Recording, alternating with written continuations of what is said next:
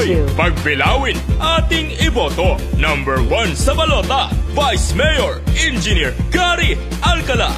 Nasa magandang kalagayan na po ang ating bayan. Ibig sabihin, mas malaki po ang potensyal natin sa pag-unlad. Ito na po ang tamang pagkakataon para maramdaman ng ating pagbilawin yung mga sinasabi sa statistik. Kung hindi po, itong mga sinasabing yaman ay mananatiling numero lamang. Kaya kinakailangan natin sundutan ito ng mga proyekto at serbisyo na ang mga mamamayan ang makakaramdam, na ang taong bayan ang makikinabang. Ako po ang inyong lingkod, Engineer Gary Alcala. Bilang Vice Mayor, hangad ko pong paglingkuran ang ating bayang pagbilaw at gawing garantisado mas aasenso. BM Gary, kay BM Gary tayo.